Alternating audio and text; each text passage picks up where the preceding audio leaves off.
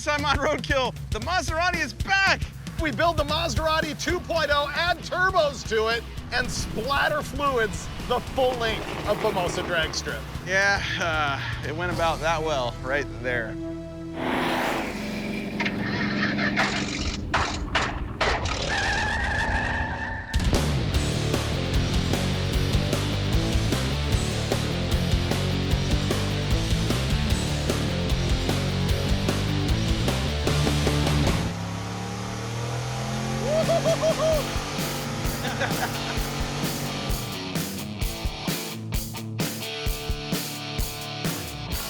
This is episode of Roadkill 2.0 for the Mazdarati 2.0. Finnegan, why don't you tell them why we're doing this? Because some horrible humans stole Mazdarati 1.0 and we don't have it anymore. So why not bang our heads against the wall and do it all over again? I think we should. Refresher course. So the Mazdarati 1.0 was a mini truck that I bought for Finnegan as a surprise. Yeah. And you figured it out right away when we walked up on the truck and it had a big tarp over the Oldsmobile 455 and transaxle that was powering the thing in the bed of the truck. Yeah, and the guy that sold it to us gave us a great and really tall tale about how he got thrown out of a drag strip because it wheelied and ran 10s without a roll bar. Hey, it was motivational for us. It was. We wouldn't be doing this without that. Yeah. So, in case you hadn't figured it out, the Olds 455 never ran 10s in that truck. It was fun. We did make it smoke out the valve covers on nitrous quite a bit. It ran like a low 11 or something like that. It did. And then got stolen on the way home, which is why when we were on a road trip just last year in my 39 Ford two-door sedan, we stopped at a guy's place in Texas because he told us that he had another one of these rare Mazda rotary engine pickup trucks. But the rotary engine's long gone. So this whole drivetrain came out of the back of an old hot rod garage project car called the Twin Impala. Now this vehicle's actually kind of genius. It's a 2006 Impala SS, and those things are factory with a 5.3 liter V8 that is sort of based on an LS motor. They've got some differences. But what it means is that you can get another one of those complete engine and transaxle packages and throw it in the trunk, which is what Tony and Lucky did on a couple of episodes of Hot Rod Garage. And the whole goal was to make the thing run in the 9s. But like the Mazdarati not running in the 10s, they never got it into the 9s. It went 10-16, and it was so sketchy that not even Tony Angelo would drive it down the track again. So on a prior episode of Roadkill, we ended up making this thing run using the drivetrain out of the Twin Impala. Yes, we put it in the back of our pickup. Yes. Yeah, now we can go down and then figure out where we want to make the rear cross member.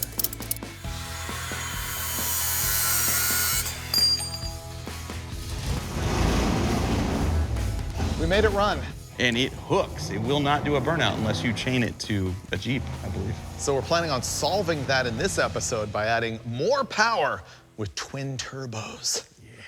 Yeah. Will it run 10s with twin turbos?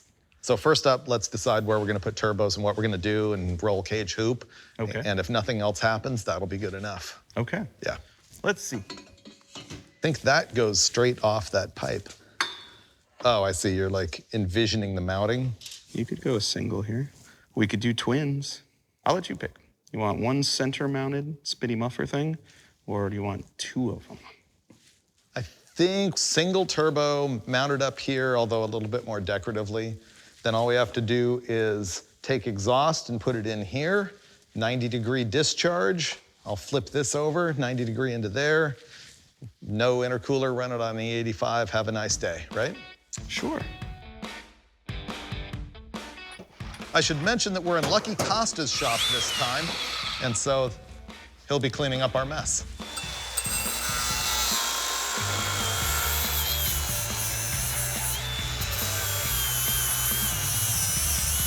Engage turbo.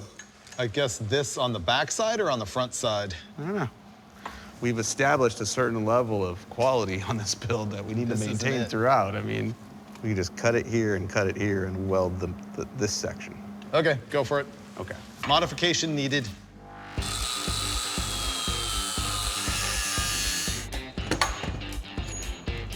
Fixed. This should place the turbo centered and level and, you know, where the haters can see it. I feel good about it. You're good, I'm good. Am I just installing it? Sure. You don't want to check it? It's a little late for that. Okay. And if this appears at all unsafe, unsanitary, or just not cool at all, he's the one welding it. In case you're new to this, here's how a turbocharger works. First of all, through here comes the exhaust. It spins a turbine in there, and the extra exhaust comes out here. Fresh air goes in the front of this thing. Boost comes out this part. It has a turbine over here and a compressor wheel over here. It's gonna blow air into there, which will make boost, and it'll be great and make power. Our next job here is gonna be figuring out how to get the exhaust from the cutoff pipe down there on the manifold up here to the turbo.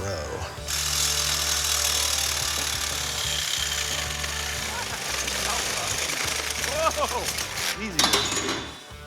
Fixed. Okay, so now we go like this, right? We wrap this, ratchet strap right there. Mike's working on feeding the exhaust to the turbo, what's known as the hot side. I'm working on the discharge into the engine, what's known as the cold side. I am like picking up stuff left over from the Twin Pala.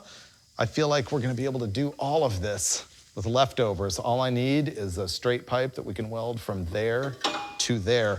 We're gonna be running on E85, which is why we think we don't need an intercooler. E85 is 85% ethanol, but ethanol has a much greater, what they call latent heat of vaporization. It pulls more heat out of the fuel. It's better with a carburetor, but even with EFI, it'll run cool enough that at low boost, you can get away with not having an intercooler. I don't know what kind of boost this is gonna make though, so we're taking our chances. You ever boosted something with a flexible exhaust pipe feeding the turbo? Haven't we? I don't know, but if we haven't, I feel like for science, we need to. We probably could. Because this would go a lot faster. I'm sensing that. I also need a ratchet strap to hold our radiator hose out of the way. That's what that bracket's for. Literally, it's like we share the same brain. You go from here to here. Yeah. And then you do one of these deals. Right. Yeah, that won't melt. Nah, not at all. You want to preheat the coolant anyway. But look at this. Cold side's almost done. Go. Look at us. We mounted and cold-sided a turbo all in the same day. If that isn't modern technology and a miracle, I don't know what is. I feel complete. Dude, yeah. Hello for first day. High five, bro. All right. All right, 20 minutes worth of work. Let's break. I bet by tonight this thing makes noise again. Remember the off-road Challenger? This is our ride to the parts store right now. This is exactly what you want to drive during a rainstorm. This is fun. To high, to go over it, to low, to get under it. So here's the story on the off-road Challenger. You and I picked it up when it was a dirt track car. Yeah. And then Dulcich and I ruined it and cut out the quarter panels and everything and made it the off-road Challenger. It's been seen in a ton of episodes, but subsequently it was sold to our guy Mason on our crew. And he's done an expert rewiring job on this thing, let me tell you. 2 pumps. Fires right up. Oh, this is gonna be great. Runs great. I can no longer be held responsible for the performance of this automobile. That's all I have to say. All right, hang a right. What?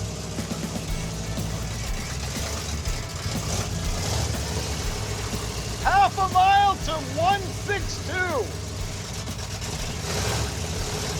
Mason's really good at tuning carburetors. All right, now we're on the way to the local Earl's Plumbing store. We need some AN stuff to tidy up the oil return lines on the turbo. And after that, we have to go to AutoZone where we have some brake calipers waiting for us.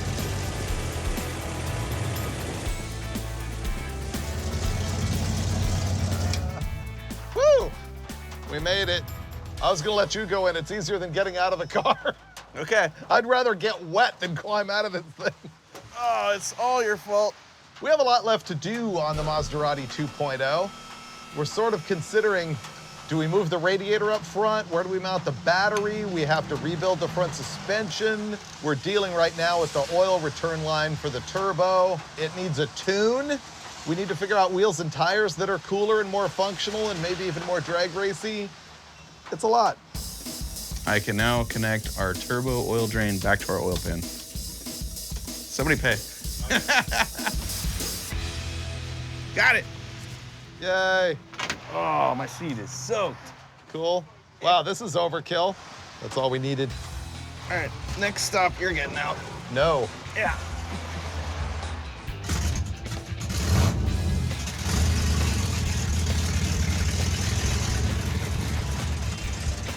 We're brave. We're getting on the highway.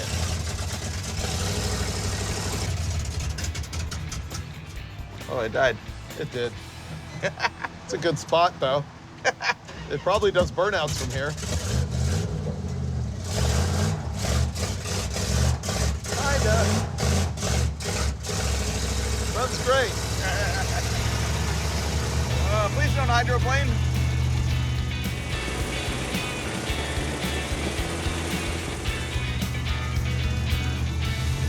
This is sketchy, this is sketchy, this is sketchy. This'll curve around, and you'll make a right. And then it's immediately on our right. It's right there.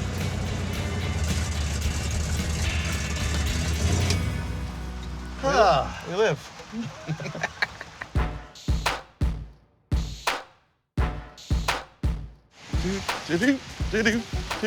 I got stuff. Oh, my seat's wet. Ready? Yeah.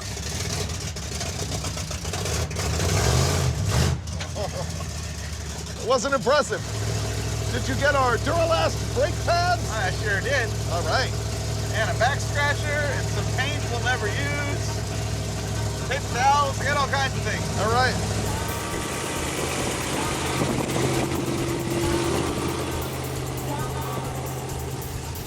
Okay, if you can make it to the back of the parking lot, we lived. All right, after a nice shower, here's why we went over to Earl's to get this Dash 10 AN line, because this is gonna return oil from the turbocharger, hopefully down to the pan, and if that's not connected to the pan, we're gonna make a big mess. The turbocharger gets its oil feed from a pressure port on the engine, so it's just shoving oil through the turbo all the time.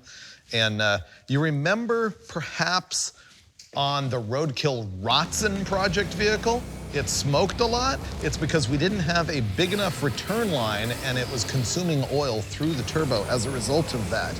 Will anything foolish like that happen to the Mazdarati 2.0? Not on my watch, baby. Not on my watch.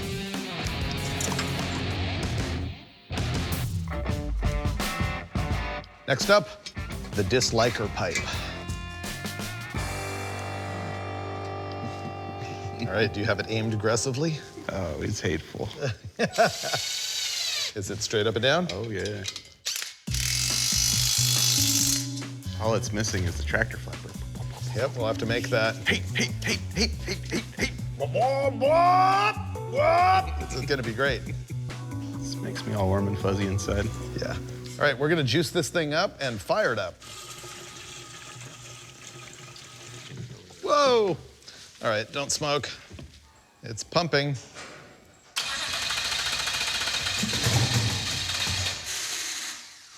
It made noise.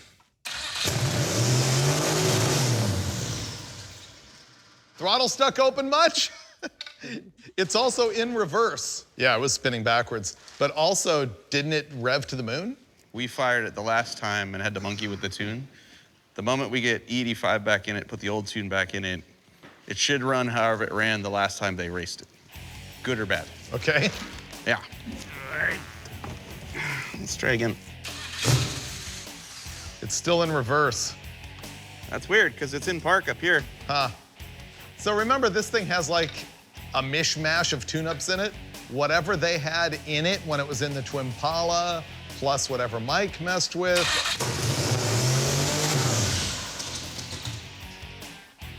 That's a scary contraption.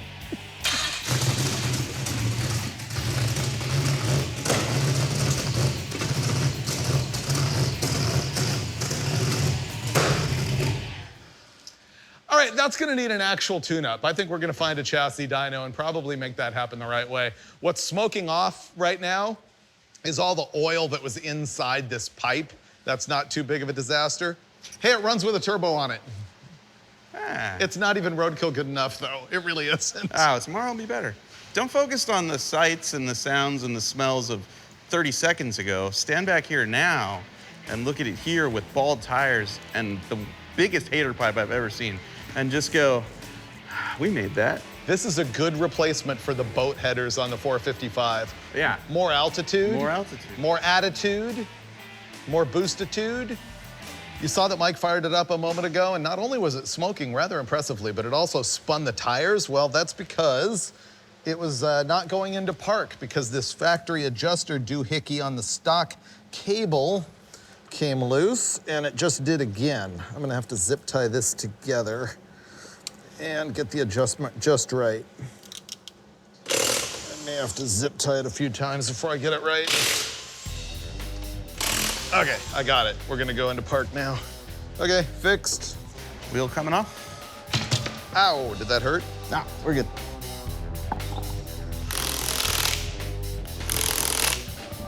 We got a lot of work done early. Turbo's mounted, exhaust done, plumbing's done. Yeah, shifter works. It runs god-awful. So we can't do anything else until we dyno tune the thing. Yeah. Fortunately, there's a place right across the alley who can tune it for us in the morning. So we're calling it a night, and tomorrow, horsepower. And probably a lot of smoke. Maybe fire out of the hater pipe. Ooh, that'd be cool.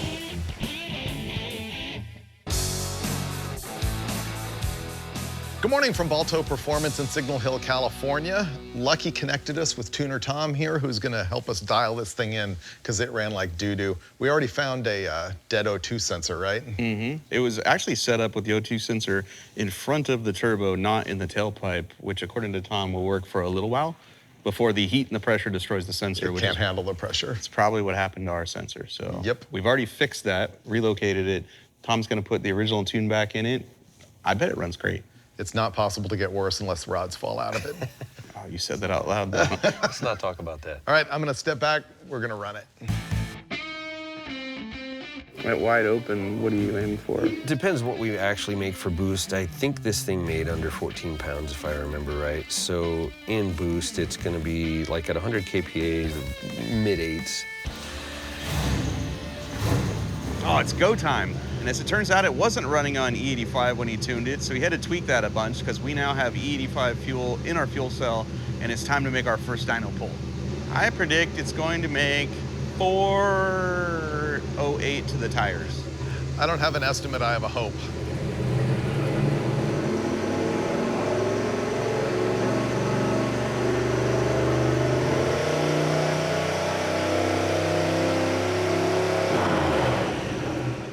It reads like that was 9 miles an hour. Something's not right. Okay. Something's not right. You want me to shut it off? All right, here's a little update for you guys. We're making progress. It runs, it sounds much better now that we have an O2 sensor that's not dead and in the right place of the exhaust system. However, other problems have come up. The transaxle no longer wants to shift, and it just puked coolant everywhere. We're pretty sure that's just because there's an air pocket in the cooling system. The guys are gonna put a vacuum on it, refill it, and that should go away. But the more important thing is the fact that we have a trans that does not want to shift. So that's an issue. We may end up having to trick it with some toggle switches and things. Tom's pretty confident that we'll make some power here and then deal with the transmission later.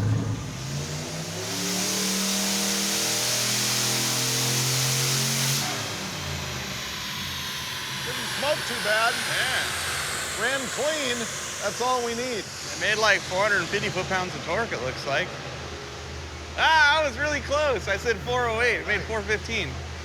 We got our first pull in. We're just happy that the thing runs clean. It made 415 horsepower to the tire. I missed the torque number. It's making 11 pounds of boost. We are running E85. It's 8-to-1 air-fuel ratio on the E85, so it's a little bit rich, which means it's like theoretically safe, but transmission's not shifting properly, and that's an electronics problem. So we're gonna mess around a bit with that.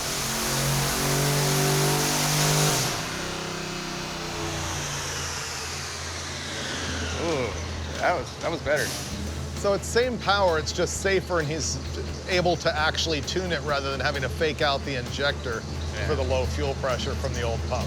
We should put an intercooler in it with a water pump and a nice box. If only we had an intercooler. Yeah. This isn't bad. That's probably more than the 455 volts made in the truck we had stolen. Yes. So we're already better. Yeah. Yeah, we're gonna take a bunch of fuel out of it because it was rich on top now. So I did raise my safety a little bit as well.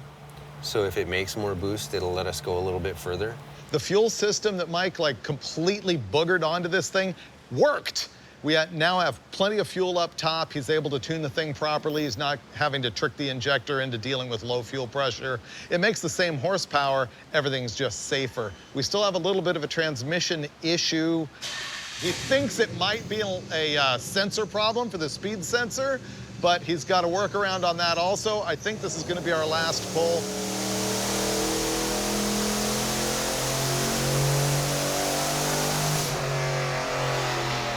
Our speed sensor's all out of whack. So basically, Tom tricked the computer into shifting at the right point, you think. Right. At the end of the pull, we know what our speed was, so we know the 3-4 shift is going to be right. That one will be right. Everything else is a maybe. Hopefully an accurate guess. Yeah. So Plenty good we'll enough see. for us. We'll see. Yeah, so we're gonna unload this thing, and I think we've changed our plan. Actually, what we've done is lowered our standards on what we're gonna do to finish the truck. Yeah, we now have enough Yeah. horsepower to kill ourselves, so maybe we should make front brakes work. I don't know. I no longer care about a bed or fender flares or any of the stuff that would have made it look like a truck. I don't. Yep, Run 10s, do a wheelie, don't die. we're trying to get to the drag strip. All right, let's pack You it got up. it. Thanks for the help, Tom. Absolutely. Appreciate it. Good luck.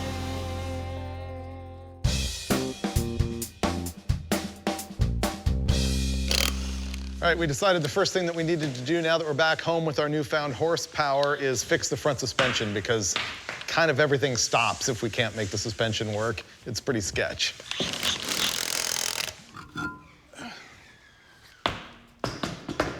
The reason we're tearing this all apart is, as far as we can tell, you can't buy any of the brake parts for the Mazda RPU. And Mike found a guy, Airbag It, who will put a Toyota spindle on this thing with an S10 lower ball joint and a stock upper ball joint.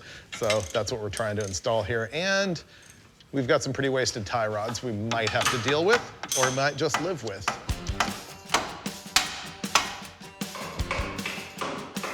There's brake fluid in this line. Out with the old. This is the key to this whole project, right? Mazda stuff, Chevy S10 stuff, Toyota spindle. The guys from airbagit.com machined that adapter to put the S10 ball joint into the Toyota spindle. This spindle should lower the truck 2 inches from where it has. Same spring, same shock, but the spud is 2 inches higher. This does a couple things for us. It enables us to rebuild the brakes, yes, but also converts this thing from 6-lug Mazda pattern to 5-lug Toyota pattern, which is also the same as Ford Probe, Nissan 300ZX. Most light utility trailers also have a 5x4.5 bolt pattern, which means we have way more options for putting wheels on the front of this thing. And then all we have to do is figure out how to make a master cylinder function and get brake lines connected to it, and we'll have fresh brakes and fresh new wheels, hopefully, if we can get them here in time. And this should go right in. Yes.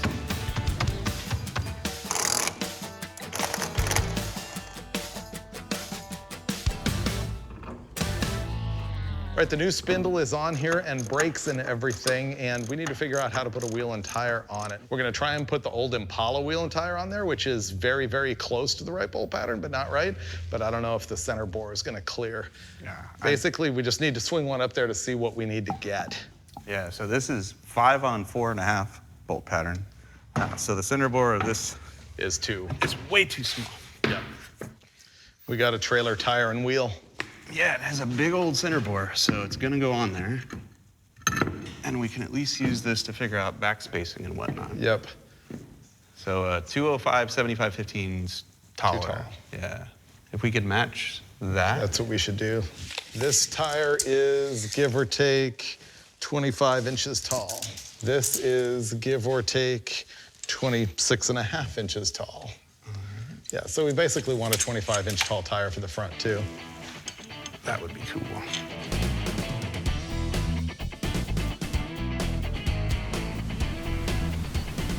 Oh, what a day.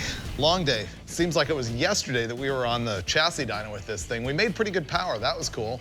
Once we got back here, I was able to order a bunch of parts we needed. Mike got most of the disc brake thing installed here. We still have to do a lot tomorrow.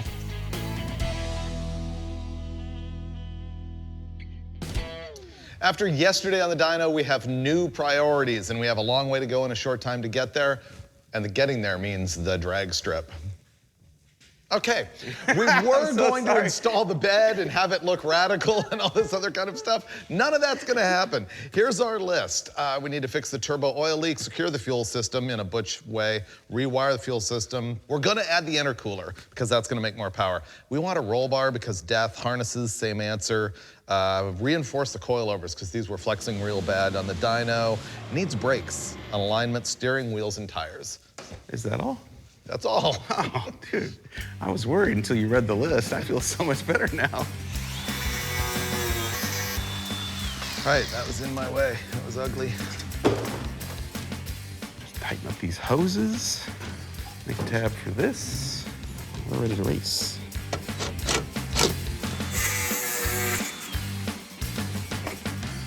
What we have here is a single 1/4-20 bolt holding the fuel pump to the frame, a single self-tapping tech screw holding, well, the fuel cell to the frame. Miscellaneous hoses tying it all together. It's not gonna fall off today though. Tomorrow at the racetrack, I have no idea, not today.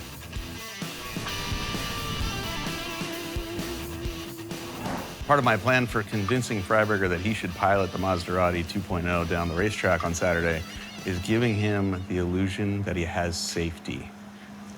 He wanted a roll bar? I found him a roll bar. This belongs to Hot Rod Garage. It's for their 69 or 70 Nova.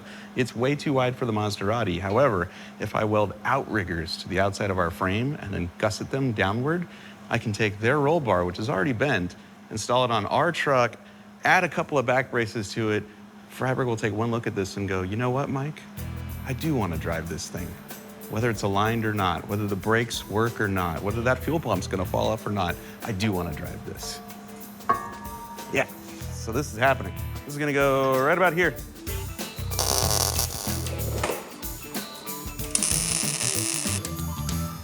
Ah, perfect. Once we cut it at the right height, we'll weld it there, and then we'll triangulate it down to the chassis here, and then we'll put a harness bar here, take the back window out, and put racing harnesses right through there. Yeah.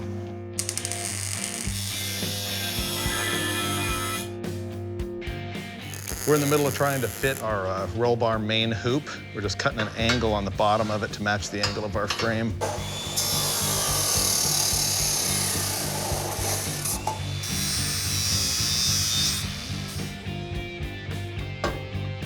This angle works. Squeeze it together, good to go. Yep.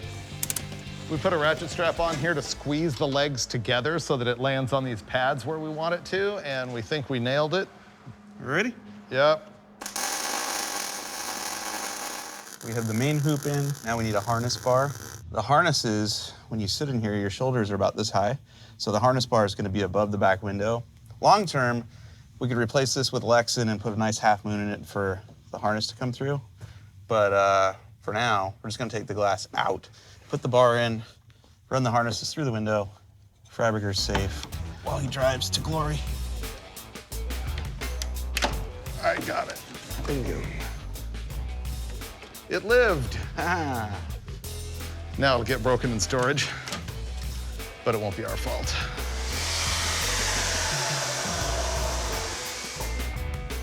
You could mark the tube there and give me that measurement, and then I could try to copy it on my side so I know when I'm coping mine, it's in the same spot yours is at.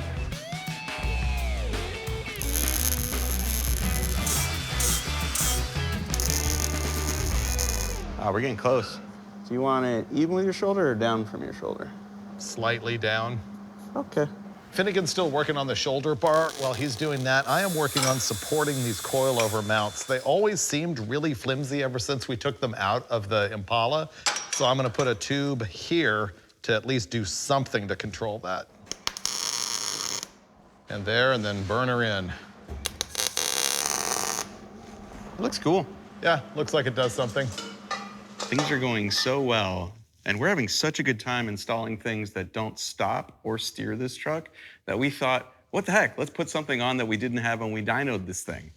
An intercooler, and not just one. We have two plumbed together for our single turbo. And again, this came from the Twin Pala, so no guilt here. We didn't spend a bunch of money.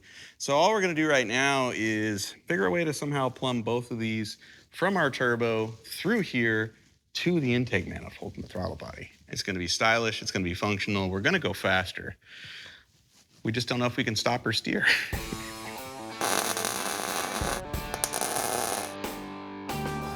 The intercoolers are goofy. But you know what? It's a tribute to the original Mazdarati. That's all that is. Yeah, it's almost as Home Depot looking, too. I guess that's it for today. Tomorrow, intercooler plumbing. The big deal is trying to make the brakes work. I need to mount a master cylinder, plumb the whole thing. Pads, all that stuff. I don't know, a few more things. Getting close. All right, see you tomorrow.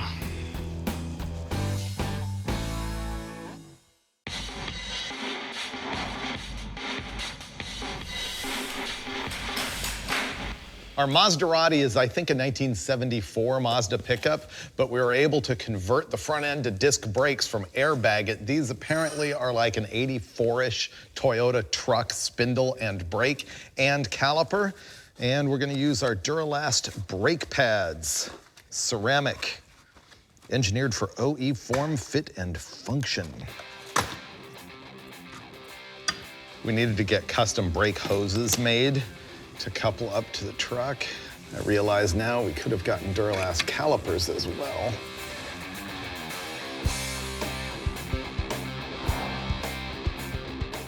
It's gonna look like it's firing missiles or warming an apartment building.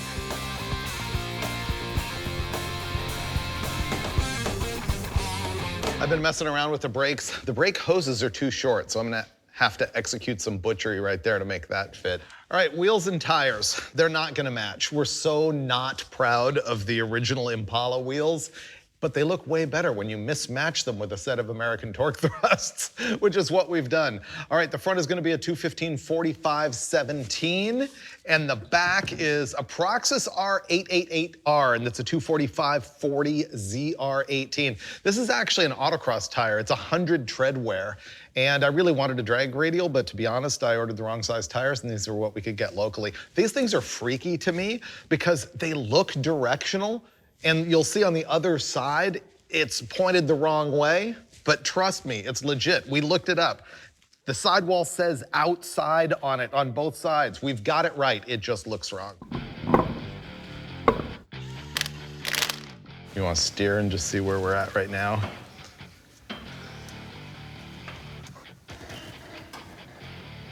It's gonna be plenty fine. Cool. Behold, the nearly completed turbo kit.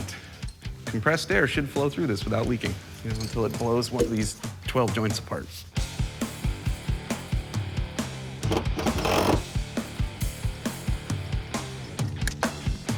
Wow, I actually like these belts. Intercooler, done. Harnesses, done. And I'm just a couple minutes away from having a master cylinder mounted and connected to the brake pedal. So, progress. David, I got it. It's tight. Okay. We're good. We have a master. We have a pedal. Yeah.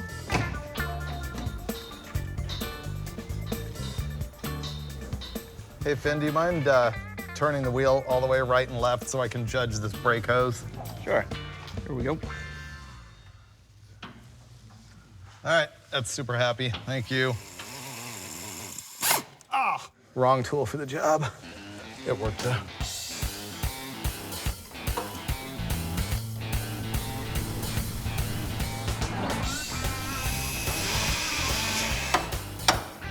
Done. Not only did I fix the front toe, but the back was completely wall-eyed. All right, so Finnegan's gonna meet me at the track. Let's do this. We're on the hunt for 10s.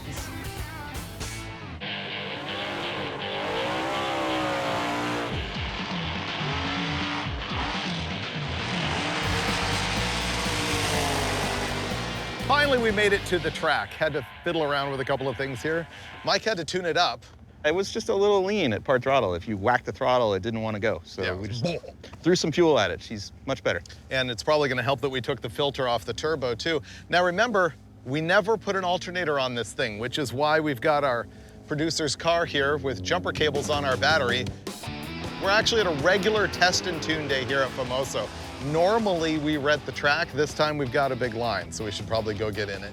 As usual, I feel like we're underprepared for this, but Duh. at the same time, I feel like this is our best chance ever in the history of the show to have a Mazda RPU truck run 10s. These are facts. Yes. Will we take advantage of the cool weather, the intercoolers, the 85, the Finnegan tune-up, the Tuner Tom tune-up? Yes, It's we all will. on me. Yes, we will. Because I'm gonna drive.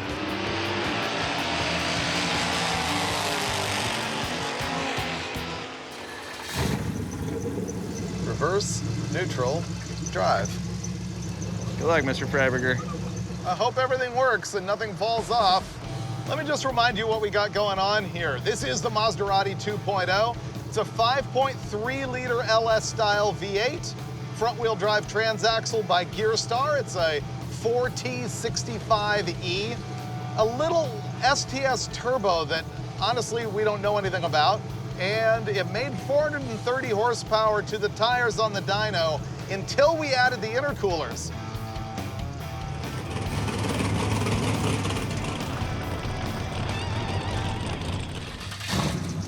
Ready? Yep, go for it. I have so many questions right now. Is 430 at the tire enough to go 10s? Will it hook? Will it bog? Will parts fall off? God, I hope this works. All right, you magnificent piece of garbage. Your time is now. God, I hope this works. Come on, truck. Oh, tire spin. Come on, go, go, go. Won't run.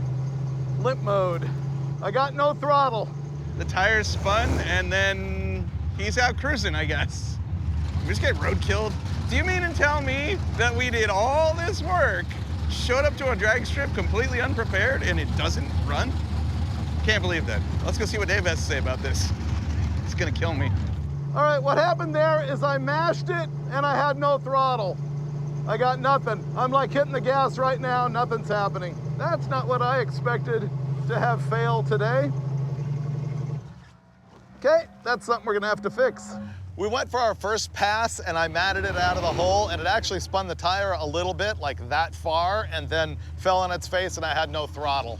Just gave up. So Mike's gonna look through the computer and see if we can figure out what's up.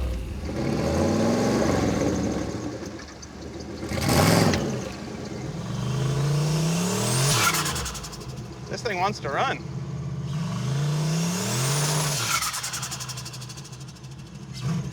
I think I know what happened. There's a spot right here when you start stalling it where it bogs. If you just hit it, it doesn't do it. But if you try to stall it a little bit, there's a part in the map that is not tuned. Why was the pedal not working all the way down the track? Oh, that part I don't know. Right going now, like this, nothing. Yeah, everything works now.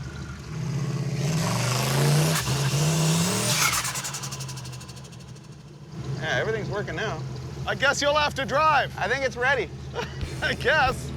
We know it's gonna spin, so don't even stall it and just Right. roll into it. Because if you mat it, it's gonna bog a little bit, so I just roll into it. And once you feel like it's grabbing, just go. Well, I don't have an explanation for what just happened.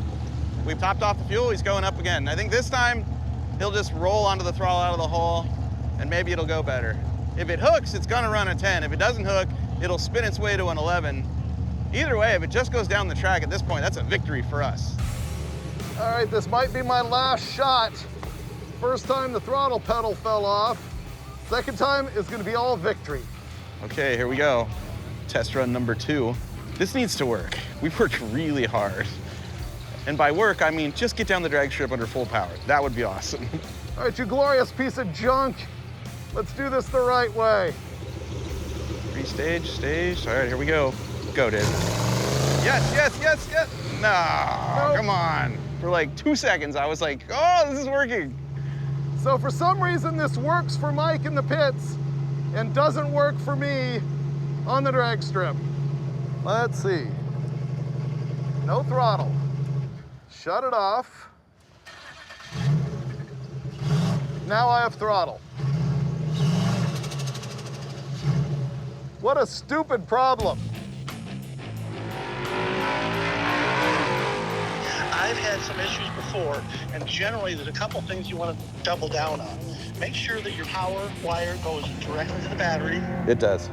At wide open, he says the throttle's closing, and then you have no control, and it just sits at a fast idle all the way down the track. We have fixed nothing. We have talked to Tuner Tom again. We've talked to Rob and Lawrence, who knows everything about these deals. And they said either it's the pedal or the throttle body or a wiring problem. So that's kind of where we're at. I have another last chance. Hopefully it works this time. We have no clue.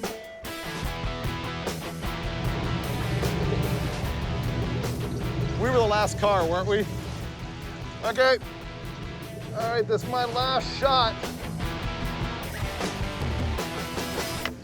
We have a fresh battery and no alternator. Come on. It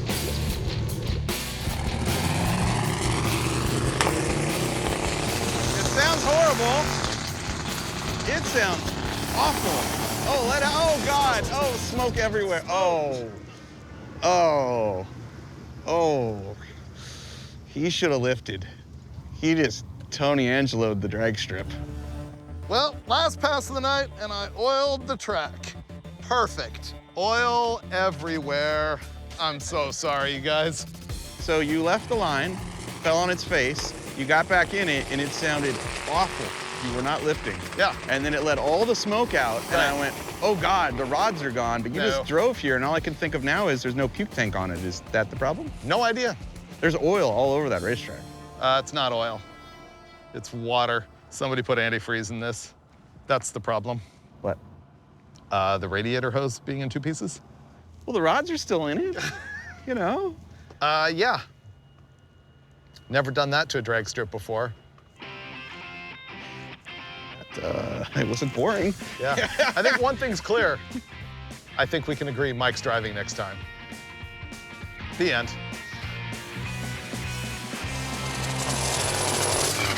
What just happened?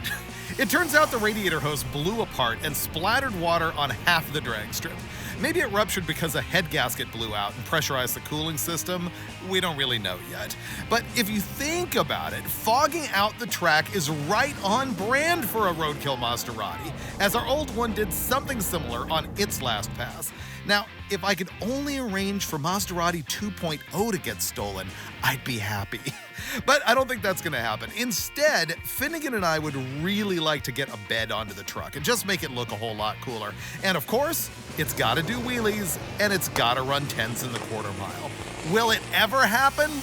No promises at this point, but if it does, you can bet that you will see it in an upcoming episode of Roadkill.